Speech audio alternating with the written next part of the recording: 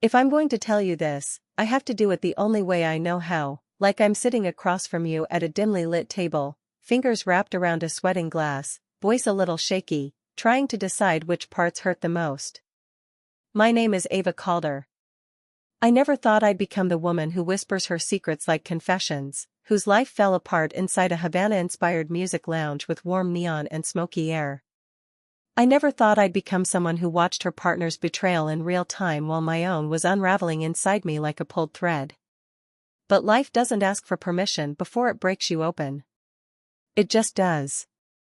And mine shattered the night I saw Sophie, my closest friend, touching my fiancé's chest the way she used to touch the rim of her cocktail glass, lightly, intimately, like she owned it. But I'm getting ahead of myself. Let me start at the beginning, the part where everything seemed normal enough to ignore the warnings. 3 months ago, my life looked tidy from the outside. I lived in a sunlit apartment overlooking the bay. I practiced law at a boutique firm where clients paid more for the furniture than for our actual advice. I was engaged to Elliot Sinclair, a man who looked like he was sculpted from an advertisement for luxury watches. Tall, blonde, unfailingly charming to strangers and maddeningly inattentive to me. We had been together nearly 4 years, engaged for 1, planning a wedding I was beginning to suspect he didn't want. And then there was Sophie Hale, my longest friend, my nearly a sister person, the one who knew the color of every phase of my life. We'd grown up together, survived bad jobs, worse exes, and the kind of heartbreaks you laugh about years later. She was wild, messy, magnetic, the type of woman men looked at twice and women trusted instantly. If you had told me she would be the one to gut me, I would have laughed. Because betrayal never arrives wearing the right mask. The night everything shifted, the 3 of us met at a newly opened lounge called La Perla Roja, tucked behind the renovated Avalon Hotel. The space was small but intoxicating, warm red neon curling like smoke across the ceiling, teal walls dripping with vintage Cuban posters, chandeliers glowing like frozen fire. A jazz trio played soft boleros that felt like slow-drawn confessions. The moment I stepped inside, the air wrapped around me like velvet, heavy, warm, humming with possibility. And then I saw him. Behind the bar. The man who would become the axis of everything that followed. He was leaning over a low shelf, arranging bottles with careful precision, like each mattered more than the people drinking from them. His shirt sleeves were rolled up, revealing forearms that looked carved by someone who adored details. He had dark hair, slightly tousled, and eyes that lifted toward me with slow curiosity. His name, though I didn't know it yet, was Luca Reyes. But at that moment, I only knew one thing. My pulse did something it had no business doing. Elliot didn't notice. He never noticed much. Sophie did. She nudged me with a teasing grin. She whispered, "He's your type if you had the courage to have a type." I laughed it off. I didn't realize she was watching Elliot even then. We sat at a corner table, warm red lights reflecting off the glossy surface. The room pulsed with smoke, neon, and soft percussion that vibrated in my ribcage. Luca approached us with a small, private smile, the kind you give someone when you're about to change their night without changing your own. He asked what we wanted to drink. Well, he told us what we wanted, in that confident bartender way. "You look like a woman who likes heat you can control," he said to me, describing a drink with dark rum, blood orange, and smoked sugar. Heat you can control. I tried not to react. To Elliot, he recommended something sharp, efficient, forgettable. He wasn't wrong. To Sophie, he offered something wild, spicy, unpredictable. Also not wrong. He walked away before any of us fully processed him. Sophie let out a low whistle. He has main character energy. Elliot rolled his eyes. He's a bartender. Some of the best people are bartenders, she replied smoothly. I should have paid more attention to her tone. Instead, I watched Luca move behind the bar, fluid, deliberate, like he was meant to exist under warm neon forever. The night unfolded easily at first. Sophie told stories that made strangers glance over, Elliot complained about work but never asked about mine, I traced condensation on my glass with a fingertip, pretending nothing about my life felt off balance. Then I felt someone watching. Luca.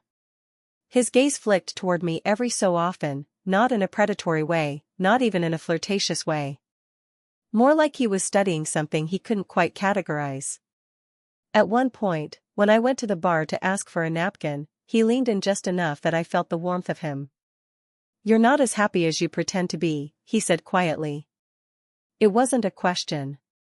I froze. "Why would you say that?" I whispered. "Because people who are truly happy don't look for exits," he murmured. His eyes drifted toward Elliot. I said nothing. He slid a napkin toward me, like a challenge. I took it. When I returned to the table, Sophie raised an eyebrow. "What did he say?" "Nothing." She smirked. Elliot didn't even notice I was gone. The night deepened. The lights softened. The drinks burned warmer. Sophie suggested dancing. Elliot declined. Of course he did. So she dragged me instead. We moved beneath the soft red glow, the music slow and humid. The floor vibrated under our feet. I felt alive in a way I hadn't in months. Then, mid-spin, Sophie's smile slipped. She was looking past me. I turned. Elliot was at the bar. Close to someone. Too close. A woman with long waves of dark honey hair, laughing as he leaned in to say something in her ear. His hand rested lightly on her lower back. Familiar. Casual. Wrong. My breath caught somewhere between my lungs and my throat. Sophie grabbed my wrist, squeezing hard enough to hurt. "Ava," she whispered, "don't jump to conclusions." But her voice trembled. Because she had seen it too. I stepped forward, but Sophie pulled me back. "Not here," she hissed. "Not in front of everyone." And maybe she was right. Maybe I would have made a scene. Maybe I would have broken something I couldn't repair. But the moment shattered anyway when Elliot looked up and saw me watching him. He froze. The woman tilted her head innocently. Sophie's breath hitched beside me. Luca appeared out of nowhere, stepping between me and the sight like a shield. "You okay?" he asked softly. No. I wasn't. I shook my head. He didn't touch me. Didn't push. He simply said, "Come with me." And I did. I followed him behind the bar, through a beaded curtain, into a small storage alcove washed in soft blue light. The hum of the fridge filled the silence. Shelves of citrus, herbs, and glass bottles lined the walls. I leaned against the cool steel counter. He waited for me to speak. I didn't. He did. "You don't need to explain," he said quietly. "But you also don't need to pretend." A tear slid down my cheek. Silent. Hot. Humiliating. He brushed it away with his thumb, gently, almost reverently. I should have stepped back. But I stayed perfectly still. Then he said something that rewrote the floor beneath me. "You deserve someone who sees the fire in you. Not someone who forgets it's there." Something inside me cracked open. I whispered, "You don't even know me." His eyes held mine. Not yet. My breath stilled. Heat gathered low in my stomach, dangerous, electric. That was the first moment I realized I could ruin everything. Not because I wanted to cheat. But because for the first time in years, I wanted to be wanted. Truly wanted. We stepped back into the lounge eventually, carefully, quietly. But the room wasn't the same. Neither was Sophie. She stood near the exit, arms crossed, eyes sharp as glass. I walked toward her, heart pounding. But she said only one thing. "We need to leave." She didn't wait for Elliot. She didn't wait for me. She walked out. I followed, feeling Luca's gaze on my back until the door closed. Outside, the night was cold enough to sting. Before I could speak, she turned on me, not angry, not panicked. Just devastated. "Ava," she whispered, I have to tell you something. My pulse quickened. What? She swallowed. Hard. The kind of swallow people make before ripping their own heart out. I think Elliot is cheating on you. Her voice cracked. I stared at her. I know, I whispered. She shook her head and grabbed my hands. No, you don't understand. She inhaled shakily. Ava. I think he's cheating with me. It felt like the world tilted sideways. The street lamps blurred. The cold turned sharper. My knees buckled. I whispered, what? She squeezed her eyes shut, tears spilling. I didn't mean for it to happen. I swear to God. I didn't plan any of it. But, he told me things. He said he wasn't happy. He said he felt alone. He said you wouldn't understand. My blood roared in my ears. I stepped back. She reached for me. I stepped back again. Ava, please. Everything inside me collapsed inward. I didn't sleep with him, she said quickly, desperately. Not yet. I swear. But I didn't stop him when he kissed me. My breath shattered. You kissed him back? I whispered. Her silence was answer enough. And then she said one more thing, soft, trembling, brutal. I think I'm in love with him. A car drove by. A dog barked in the distance. But all I heard was the sound of my life splitting open. I'm so sorry, she whispered. I didn't want to hurt you. I didn't think. No, I said, voice hollow. You didn't think at all. She cried harder. People passing by stared. I didn't care. I turned around. I walked away.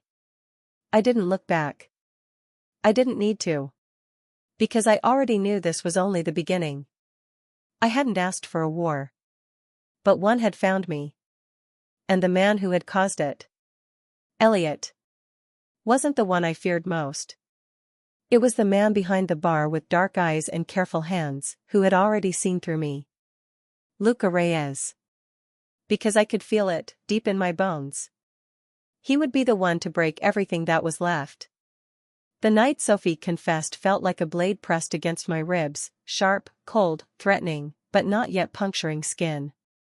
The real puncture came later, when I got home and found the lights off, the apartment silent, Elliot's jacket on the back of the chair like a ghost of someone who had never really lived there.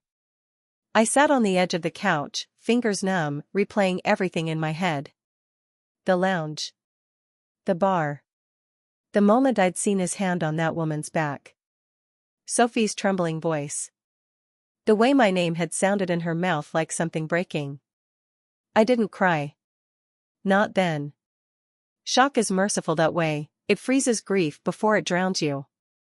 Around 2 a.m, I went into the bathroom, turned on the shower, sat on the cold tile floor, and let the steam close around me like a cocoon. When I finally rose and looked in the mirror, I barely recognized myself. There was a hollowness around my eyes I'd never seen before. And a steadiness too. A kind of quiet that only comes after something irrevocable. It was in that moment I realized a truth I'd been avoiding. My relationship had been dying long before Sophie touched him. She just turned on the lights. The next morning, I didn't go to work. I drove to the pier and walked until my legs hurt.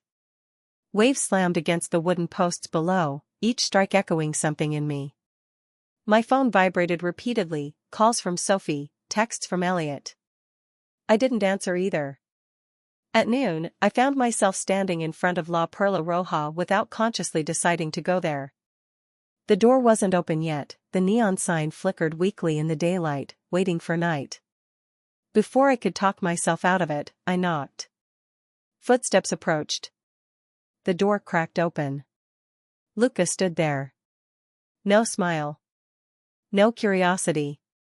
Just concern, soft, genuine concern that pierced straight through me.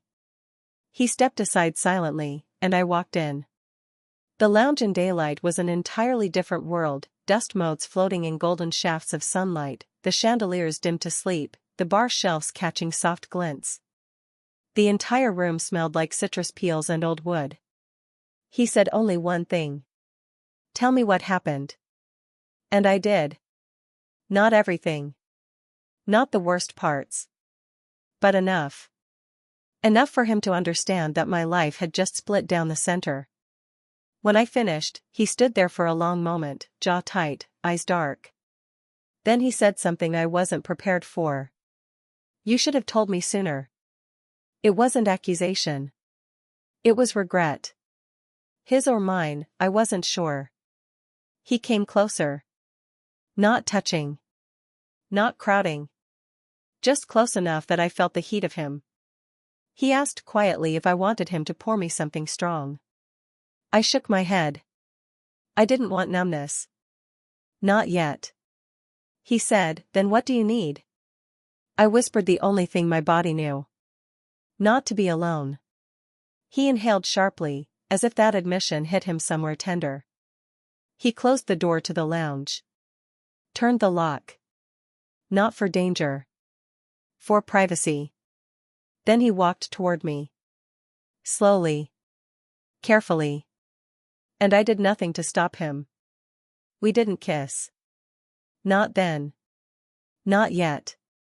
But he reached out and took my hand. It wasn't romantic or seductive. It was grounding, like he was anchoring me to the floor. He said, "Sit with me." So we did.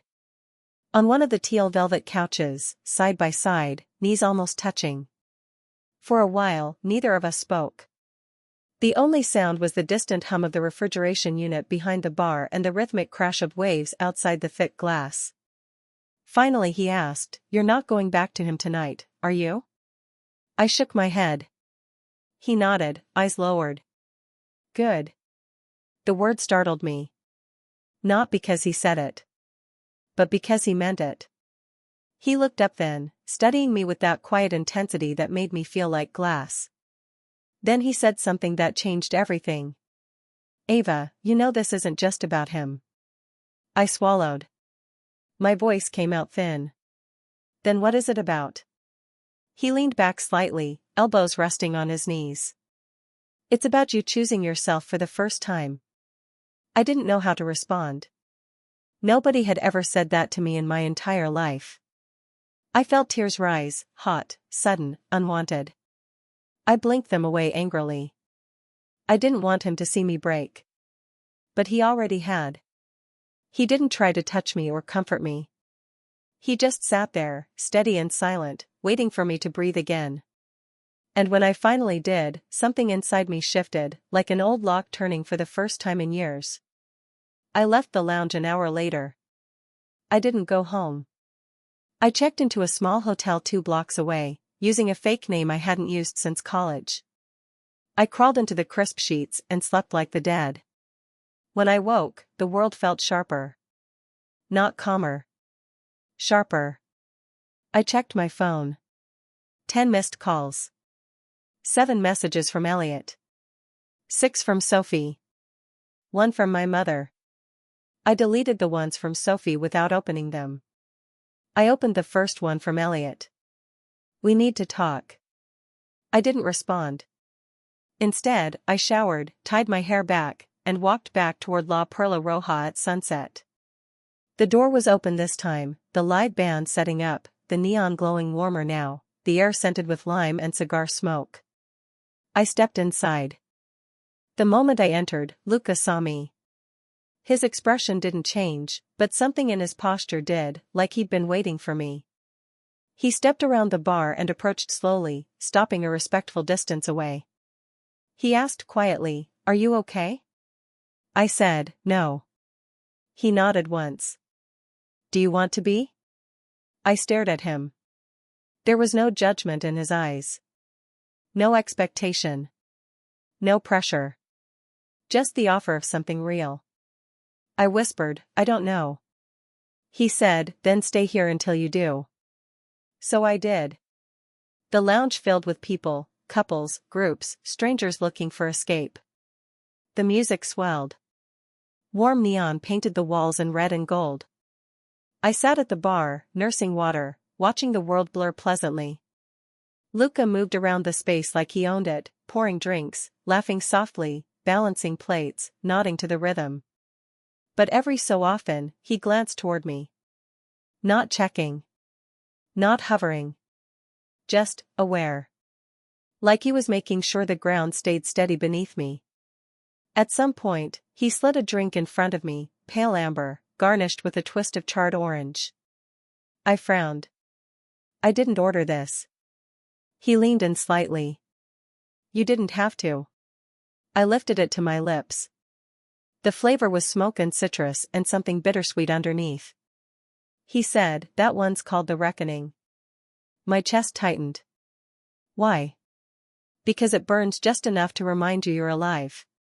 He didn't say it like a flirtation. He said it like a truth. And I felt it. Deep. Around 10, Elliot walked in. My stomach dropped. I slid off the bar stool, but Luca's hand caught my wrist, not to stop me, just to steady me. You want me to get him out? He murmured. I shook my head. No. I wanted to hear what he had to say. Even if it broke me. Elliot saw me from across the room and froze. His eyes widened, not with relief, but with guilt. He approached slowly, jaw tight, movements hesitant. Ava, we need to talk. I stepped away from Luca. I said, then talk. He glanced around at the crowded room. Not here. I laughed, a cold, humorless sound that tasted like acid. Here is fine. His voice lowered. Please. Something inside me snapped. Why? So you can decide whether you want me or my best friend? His face went pale. Sophie told you? She did, I said. His jaw clenched. She twisted it. I blinked slowly. Which part? He swallowed. Ava, I didn't sleep with her. I didn't flinch. That wasn't the part that hurt. He continued, I was confused. I was lonely. You've been distant for months. I didn't know where we stood. You didn't know where we stood, I repeated. My voice was calm. Dead calm. Ice water calm. Then you could have asked me. He looked away. I reached into my bag and held out the ring. His eyes widened. His voice broke. Ava. No, I said softly. We're done. You're choosing him? He whispered angrily, glancing toward Luca. I felt heat surge beneath my skin. I'm choosing myself. That stunned him more than anything. He opened his mouth to speak, but the security guard tapped his shoulder, telling him he had to leave if he kept raising his voice. He stepped back, eyes full of something between regret and rage. This isn't over, he said. I swallowed. It is for me. He left. And I felt the last string of our life snap. When the door closed behind him, the air shifted. Luca stepped toward me cautiously. You need anything? No, I said quietly. I'm fine. But he didn't move. He didn't look convinced. I wasn't either. He said softly, Ava, come with me. I followed him toward the back hallway. Past the storage alcove. Past the beaded curtain. Through a narrow doorway that led to a hidden balcony overlooking the water. I had never known it existed. The sea crashed below, lit only by moonlight and the spill of neon through the glass. We stood side by side. He didn't touch me. He didn't ask anything of me. He just existed next to me in a way that felt like the first clean breath after drowning. He said quietly, you didn't choose wrong. I didn't answer. Words got stuck somewhere inside me. He turned his face toward me, and the warm neon from inside cast gold across his cheek. You're hurt, he said. But you're not broken. My voice finally returned. How do you know? He exhaled. Because broken people don't fight the truth. They hide from it. And what did I do? I asked. He stepped closer, so close I could feel the heat radiating from his body. You walked right into the fire and faced it. I felt tears rise again. Not from pain this time. From recognition. I whispered, "And you? Why are you here?" He hesitated. Then answered with the kind of honesty that could ruin everything. "Because I haven't stopped thinking about you since the first night you walked in." The world stilled. The ocean. The neon. My pulse. Everything stopped. Then he added, "And I won't lie, I want you. I've wanted you since before I should have." My throat tightened. "Luca." He stepped even closer. "But I won't touch you unless you ask me to." His voice dropped to barely a whisper, low, rough, reverent. "Say stop and I'll stop. Say nothing and I'll walk away. Say come closer and I will." The air between us vibrated. My breath shook. But I didn't step away. I didn't say stop. I didn't say nothing. I looked up at him and whispered. "Come closer." He inhaled sharply. Then he did. His hands framed my jaw gently. His forehead pressed to mine. He paused, one last chance for me to run. I didn't. He kissed me. Slow at first, like he was memorizing me, then deeper, hungrier, as if he'd been holding himself back for far too long. Heat surged through me. Not lust. Recognition. The kind that says, I'd been waiting for this without knowing it. I kissed him back. I shouldn't have. But I did. Because for the first time in years I felt seen. Wanted.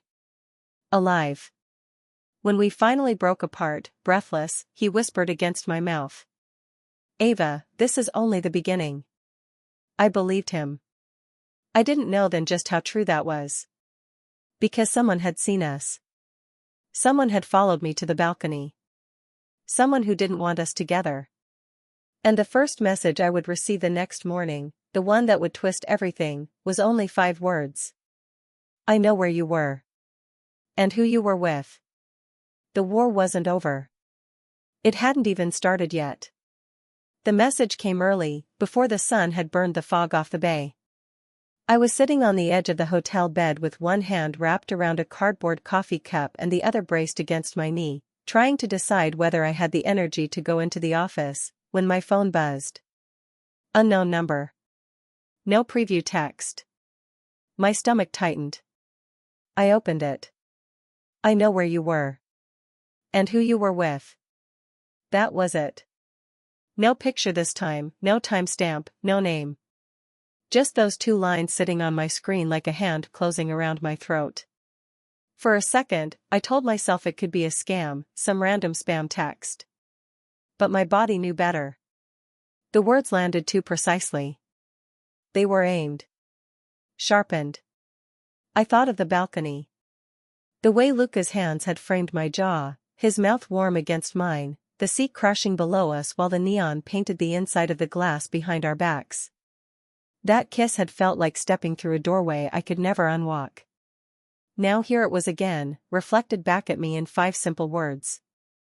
"I know where you were." I stared at the screen until the coffee went cold in my hand. My first instinct was denial. This did not have to be about that night. It could be about seeing me at the lounge. It could be Elliot, passive-aggressively reminding me he knew my usual spots. It could be Sophie, trying to get my attention after I ignored her. It could be any number of things, all less catastrophic than what my mind immediately conjured. But my second instinct was the one I trusted more. I took a screenshot and sent it to one person. Luca. No caption, no explanation. Just the message. He replied almost immediately. "Where are you?" I told him the hotel name. 2 minutes later another message arrived. "Stay there. I'm coming." I stared at those words, a strange mixture of comfort and fear rising in my chest. The part of me that had been taught to do everything alone wanted to say no, to tell him I was fine, that this was nothing. The other part, the one that had stood on that balcony and finally asked someone to come closer, put the phone down and did what he said. I stayed. 15 minutes later someone knocked. He didn't look like a man on his way to work. He wore a dark t-shirt and a light jacket, hair still damp from a quick shower, no apron, no bartender persona. Just Luca, stripped of performance, eyes dark and focused. He stepped inside and shut the door quietly, then held out his hand. "Show me." I passed him the phone. He read the message once, then again. His jaw clenched on the second read, a muscle jumping near his temple. He asked if there had been any other messages, any unknown numbers before. I told him no. I didn't mention the way I had seen Elliot at the bar with that woman, or the way Sophie had confessed outside under the streetlight, hands shaking. He already knew those parts. This was new. This was someone watching.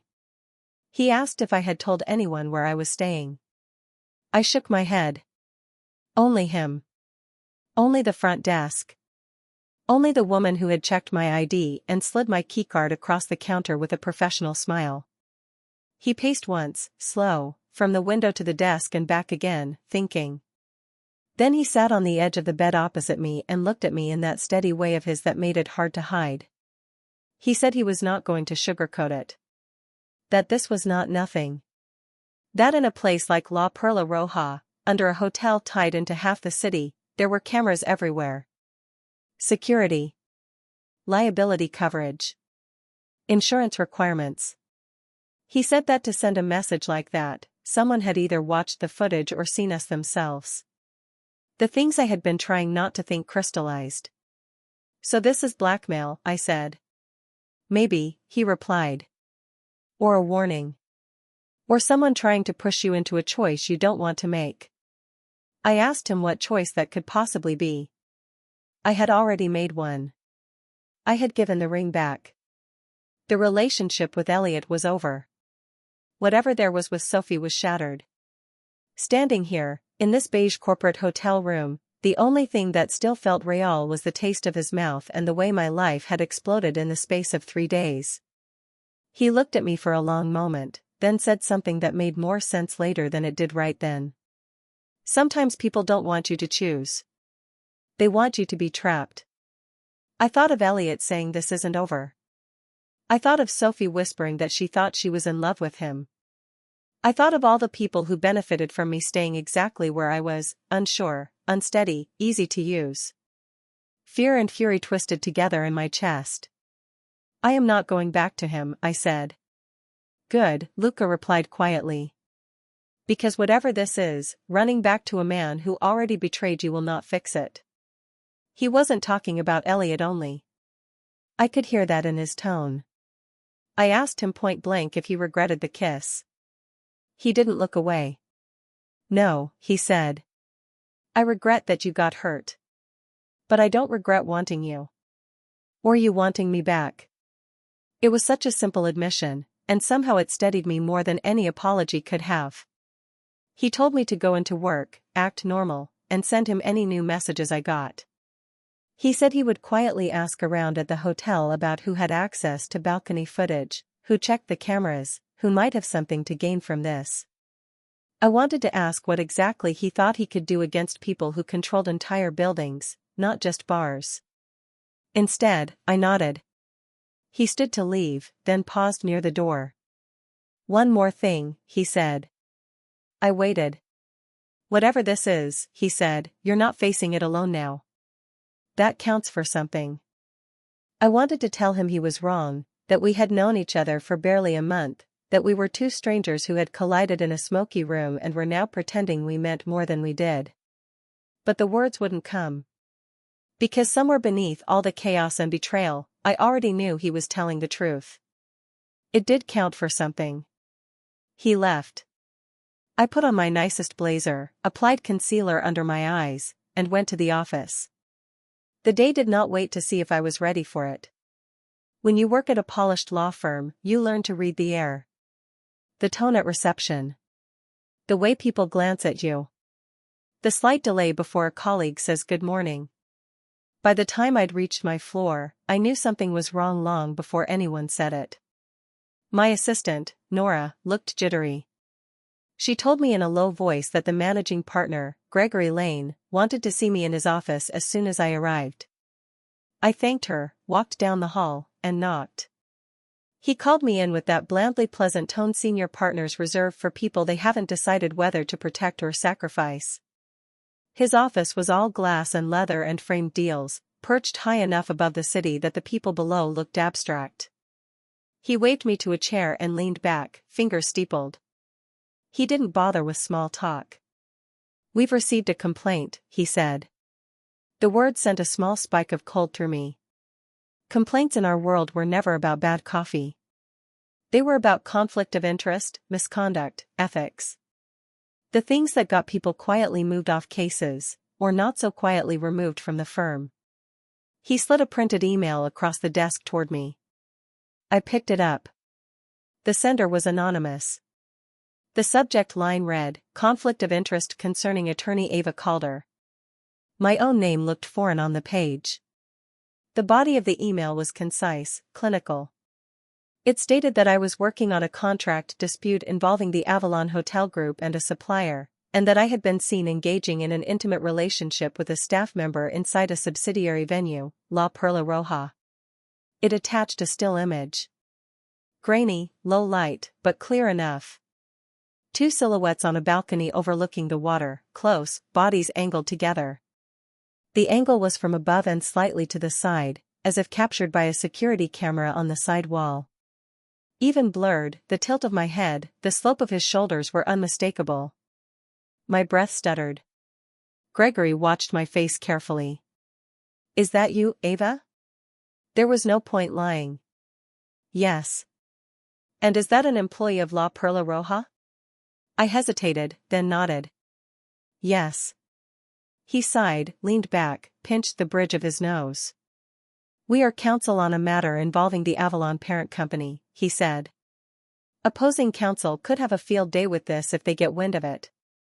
So far this email has only come to me, but I cannot pretend I never saw it." Heat prickled along the back of my neck.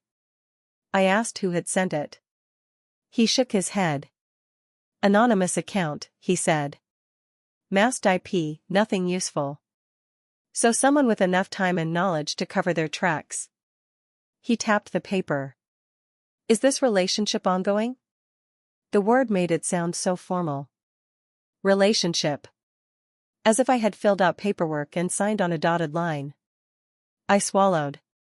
"It's new," I said. "And personal. But I understand what this looks like." He nodded slowly. "Here's the situation, Ava. Professionally, you know the rules. You should have disclosed any connection to key staff on the other side. Personally, I'm not here to judge. But I have to protect the firm." I stared at the photo. Protect the firm. Of course. Not protect me. I asked quietly what happened next. He said he would have to remove me from the Avalon case. For now, that would be the only step. No formal reprimand if nothing else surfaced. He suggested I lay low. Keep my personal life discreet. Not give anyone any more material to work with. At the end of his little speech, he said something that made me want to laugh and scream at the same time. "I'm sorry this is happening. You're one of our best." I folded the email carefully and slid it back across the desk. I walked out without saying thank you. I sat in my office with the door closed and stared out at the slice of bay visible between two towers. Somewhere beyond that horizon was La Perla Roja, glowing like it always did, unaware that its smoke and neon had just seeped into my career. I checked my phone. No new messages. I wanted to call Luca. I didn't. Instead, I messaged someone I had been avoiding. "Sophie. We need to talk. Tonight. Somewhere neutral." Her reply came so fast it might as well have been waiting. "Name the place." I chose a cafe halfway between our apartments. Neutral ground. Bright lighting. No alcohol. No excuses. She was already there when I arrived, hands wrapped around a mug she wasn't drinking from, eyes ringed with dark shadows that matched my own. For a moment, looking at her, I almost forgot how furious I was. I saw the girl who had slept on my floor in college after her first heartbreak, the woman who had held my hair back when I got sick on my 26th birthday, the friend who knew my parents' first names and the story of my grandmother's blue wedding dress. Then I remembered the way her voice had trembled when she said, "I think I'm in love with him." The air between us felt brittle. She started talking first. "Ava, I'm so glad you." I held up a hand. "No small talk." She flinched, then nodded. "Fine." I sat across from her. I said I needed answers. Not apologies. Answers. She swallowed hard. "Ask." I told her about the messages. The "I know where you were" text. The anonymous email to my firm. The security still of me and Luca on the balcony. Her face went white. "You're sure it was a security image?" she asked. "Not a phone?" "Pretty sure," I said. "The angle, the grain. Only cameras see like that." She pressed her lips together, fingers tightening around the mug until her knuckles blanched. "Do you think it was Elliot?" she asked. I stared at her. "Do you know something I don't?" She looked away, then back, something like panic flashing across her face. "He came to see me," she whispered. "After that night. He was angry. He said you'd humiliated him. That you'd thrown the ring at him in front of strangers. He wanted someone to blame." My jaw clenched. "And you told him about Luca?" I asked. "No," she said quickly. "God, no. I didn't even know about Luca until now. I swear. I knew you went back there, but I thought it was to confront him. Or to drink. Not." She trailed off, eyes dropping to the table. "Not to find someone else." I heard the unspoken words anyway. She continued, voice cracking. "He was furious. Hurt. Saying he had given you everything, that you'd walked away without listening. He said he should have left months ago. That you were half gone already. It was ugly." "Did he mention anything about cameras?" I pressed. "About watching me. About knowing where I was." She shook her head. "Just that he knew you were with some bartender now. And that you would pay for this." The words made my skin crawl. "Would pay?" I asked how he would know that. "I don't know," she said. "Maybe someone at the hotel told him. He has contacts everywhere. He could have hired someone. Or maybe he followed you." The idea of Elliot lurking in the shadows of La Perla Roja, watching through the glass, made my stomach turn. But something in her tone didn't sit right with me. I asked why she had told me she thought she loved him. Tears filled her eyes. "Because I thought I did," she whispered. "Or I wanted to. Or I wanted him to love me so badly I started believing anything that made me feel less disposable." The admission landed like a stone. She wiped her cheeks with the back of her hand. "Do you know what it's like," she asked, "to spend your whole life being second? Second prettiest, second smartest, second choice? Watching men orbit around you and still somehow end up with the girl next to you? The girl next to you." The phrase stung. I understood what she was saying even if I didn't want to. "You think I've always been first," I said slowly. "Haven't you?" she whispered. "You got the job.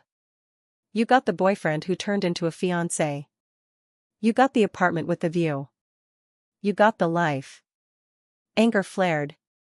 The life I had included a fiancé who flirted at bars with strangers, a friend who kissed him in secret, and anonymous messages threatening my career, I said. "That is not exactly a fairy tale, Soph." She sagged back in her chair. "I know," she said. "And I'm not saying that what I did was forgivable. I am just trying to explain the kind of stupid that lives inside me." I thought about the girl who had clung to me after her last breakup, sobbing that no one ever chose her first. I thought about the tiny envious glances she'd given me when I talked about a new client or a raise. I thought of every time I had brushed it off as insecurity instead of something sharper. "Did you send the email?" I asked. She jerked like I'd slapped her. "What?" "The email to my managing partner," I said. "The screenshot. The complaint. Was that you?" She looked genuinely horrified. "No," she said. "Ava, no. I swear. I am messed up, but I am not trying to destroy your job." I studied her face. I had known her for 20 years. She had lied before. To others. To herself. But right then, I believed her. If it wasn't her, that left fewer options. Elliot. Someone at the hotel. Someone else who had reasons I couldn't see yet. I realized with a strange sense of clarity that I might never know which it was. And that it might not matter. Because the damage was already done. I stood. Sophie reached for my hand. "Please don't hate me," she whispered. I looked down at her fingers, at the chipped red polish, at the faint ink stain on the side of her thumb. "I don't hate you," I said, voice tired. "I just don't know how to trust you." That hurt her more than any insult could have. I left before I could soften. That night, I went back to La Perla Roja. Not to hide. To see clearly. The lounge was in full seduction mode, lights low and warm, neon glowing like liquid amber, air filled with smoke and laughter. The band played something lazy and sultry. Couples leaned into each other, sharing secrets over sweating glasses. I spotted Luca behind the bar. The moment he saw me, he passed a tray to another bartender and nodded toward the far end of the room. I understood the signal. We met in the little corridor by the staff restrooms, half-lit, quieter. The walls smelled like citrus cleaner and cologne. He asked what had happened at the firm. I told him about the email. The image. Being removed from the case. I watched anger burn through his expression, controlled but unmistakable. He asked about Sophie. I told him what she had said. About always being second. About wanting to be chosen. He nodded slowly, like it matched things he had observed himself. Then he told me what he had found. "The balcony camera," he said, "is not a standard feed. It is wired separately, connected to the internal security system for the hotel, not just the lounge. Only 3 people have login credentials for that, the head of security, the general manager, and one of the owners. So not just any board staff member scrolling through footage. Someone high enough to know better." I asked which owner. He hesitated. "The silent partner," he said. "A man named Nathan Clark. He bought in when the hotel rebranded. Rumor is he likes to keep a very close eye on what goes on inside his investments." The name meant nothing to me. But the pattern rang a bell. Men who own things they never have to touch often enjoy watching people who do. I asked why an owner would care about my kiss on a balcony.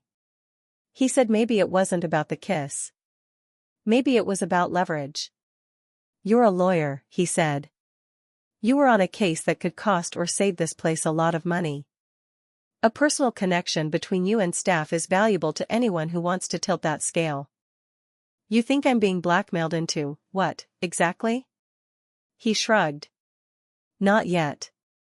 But if someone can threaten to expose you, they can nudge you. Whisper suggestions. Ask favors." A chill ran down my spine. I remembered Miles from the other story I told you. Only this time his name was Nathan and he liked security feeds instead of midnight lounges. Men like that come in different packaging but they always smell the same. Smoke and control. I asked Luca how he knew all this. He looked away. And there it was. The other shoe I had pretended did not exist. "Tell me," I said. He looked back at me slowly, eyes troubled. "Ava, before I came to La Perla Roja, I worked at another property across town. Same kind of place. Fancy, expensive, full of people who thought their secrets were safe under dim light. Nathan owned a piece of that one too. So did a couple of his friends. He paused. I took something from them when I left. What? Their illusion of control. He went quiet. I pushed. He finally admitted it. He had been the one who had collected footage of managers skimming tips, of executives forcing staff into after-hours obligations, of backroom deals made with suppliers. He had copied files onto a drive and walked away. Not to sell them. To protect himself. To guarantee they could not quietly erase him if he refused their worst requests. For a while, the leverage had worked. Then he got tired of living on a thread. He came here, started over. Thought he had left that world buried. Nathan had followed. You didn't tell me any of this, I said. I know, he answered quietly. You let me fall into this without warning. His face tightened. I didn't know he was watching you, he said. Not until the message this morning.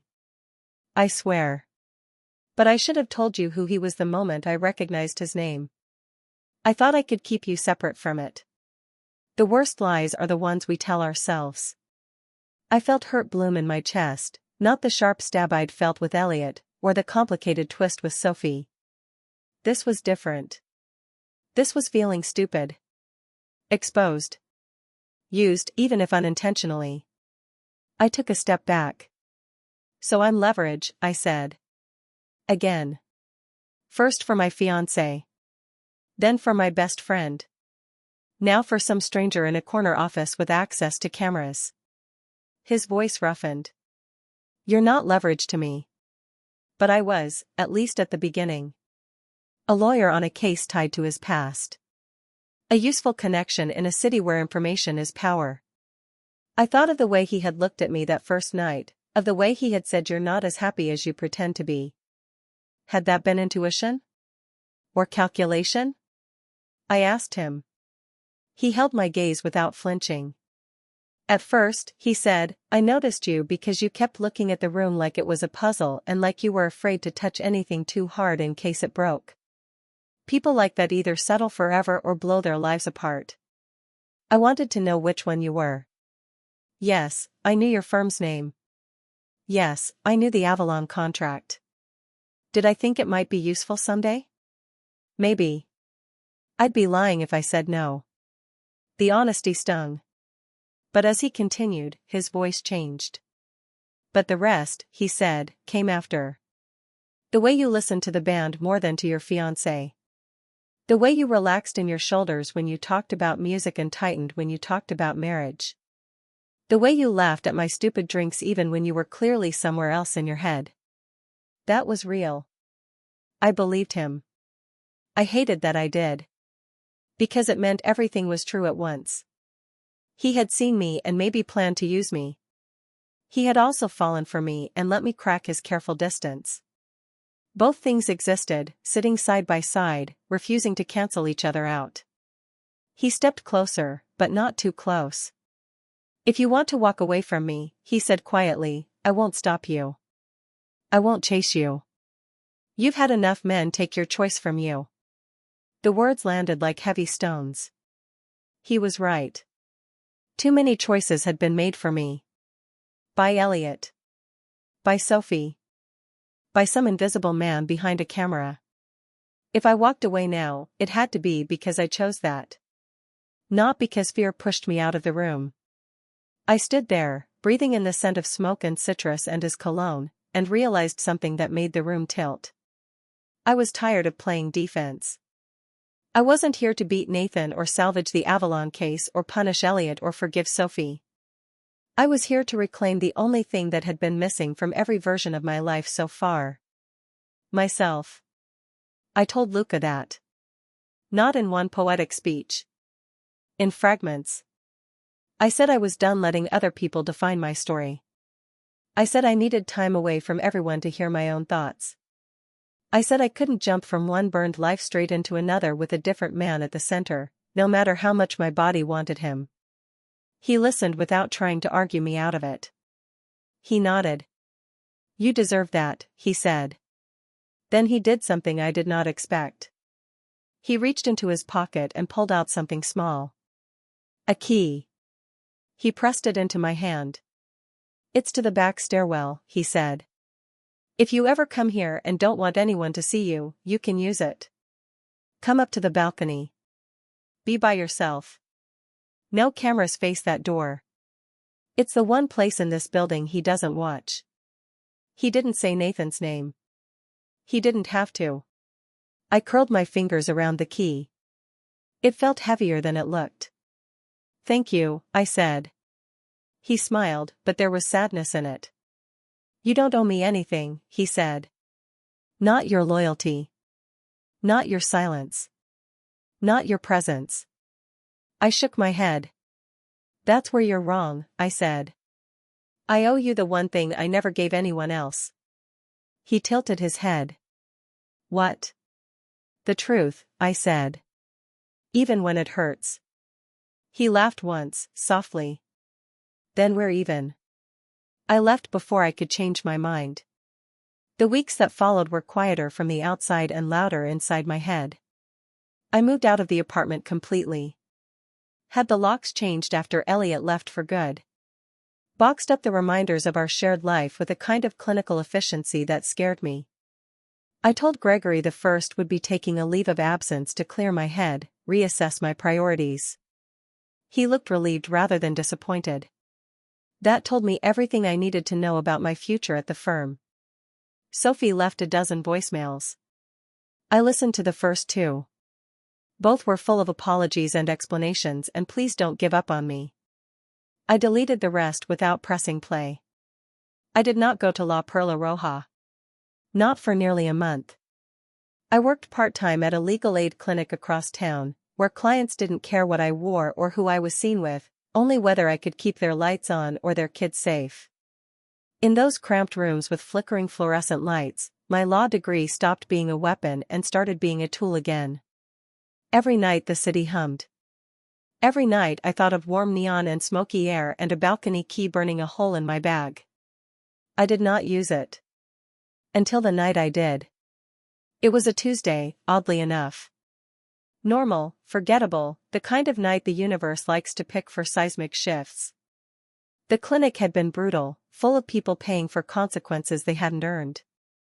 I walked along the pier afterward, hands in my pockets, the wind cool against my face. La Perla Roja glowed ahead, red and gold through the glass like a heart behind ribs. I could have kept walking. I didn't. I turned into the alley. Found the nondescript metal door Luca had described, half hidden between dumpsters and a stack of broken-down crates. I slid the key into the lock. It turned smoothly, like it had been waiting. The stairwell beyond was dim and quiet, smelling faintly of concrete and distant music. I climbed. At the top, another door. No camera. No keypad. Just a plain metal push bar. I pressed it. The balcony welcomed me like a secret I had earned. The sea sprawled below, dark and restless, flecked with reflected light from the city. Through the glass wall beside me, I could see the lounge, busy but not packed, lights low, band playing something slow. The neon sax sign cast its familiar warm haze. I leaned on the railing and inhaled. For the first time in what felt like years, I felt something close to peace. Not because everything was fixed. Because I was alone with myself and it did not feel terrifying. I stayed like that for a long time, listening to the muffled music, watching strangers move through the room like pieces on someone else's board. Then I heard the door open behind me. My body tensed.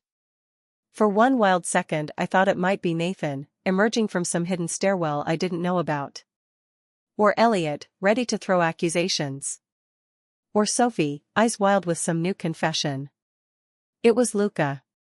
He stood framed in the doorway, light from the stairwell behind him turning his outline into something almost cinematic. He paused when he saw me. His expression flickered through surprise into something softer. He didn't step closer. He didn't speak. I broke the silence first. "I used the key," I said. "I see that," he replied. He walked forward but stopped a respectable distance away, resting his hands on the railing. A beat passed. Then another. He asked how I'd been. I told him the truth. I'd been angry, hopeful, lonely, relieved, guilty, free, all in the same day. I had done work that mattered and cried in grocery store aisles. I had thought about him and forced myself not to come, then come anyway. He nodded like he understood every word. I asked how the lounge was. He said it was the same. People still came to forget and remember in equal measure.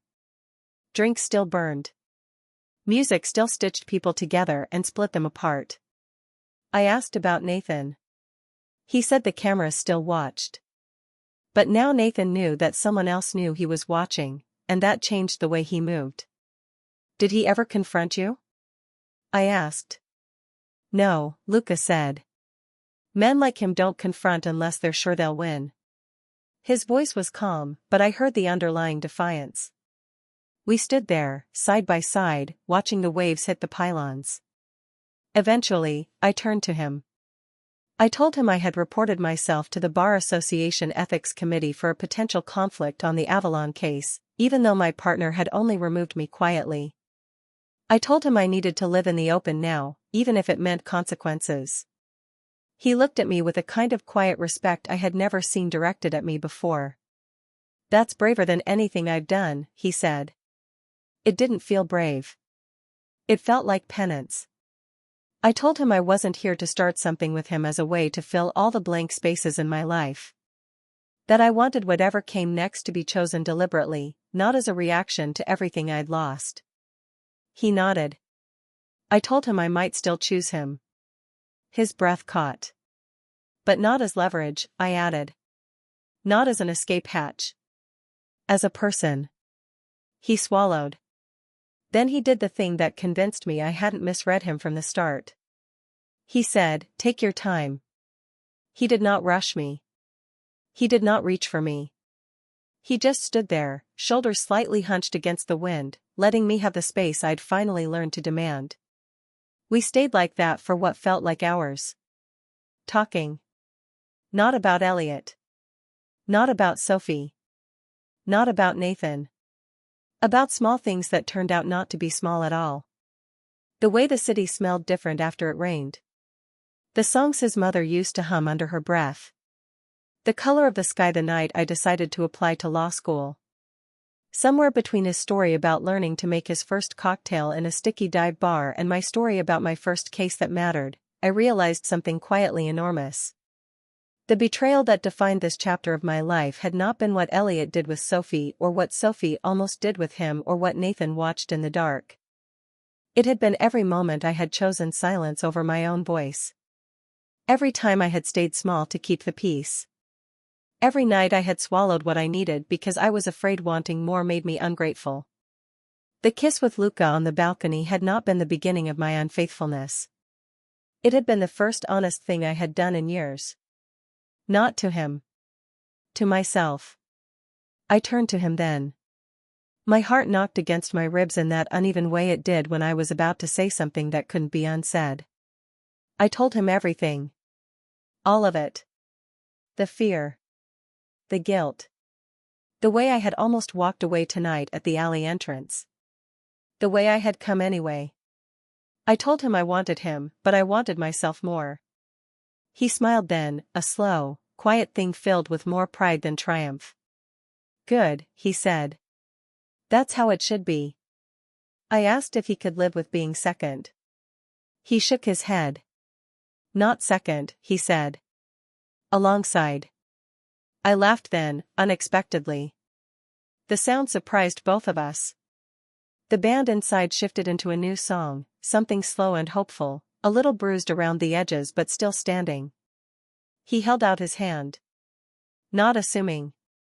Inviting. I looked at it for a long second. Then I took it. We did not kiss that night.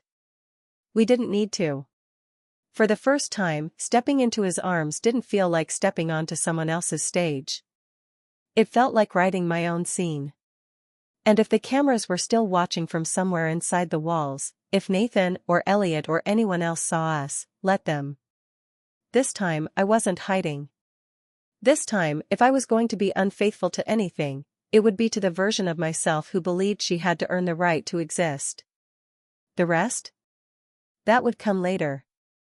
In the warm neon and smoky light of a Havana-style lounge on the bay, with a man who had seen entirely too much and still decided to stay. That is the night, if you were here with me right now and asked when it really changed, that I would tell you about. Not the night I caught them. Not the night I kissed him. The night I finally chose myself and then, carefully, deliberately, chose someone else beside me. Not in front. Not above. Beside.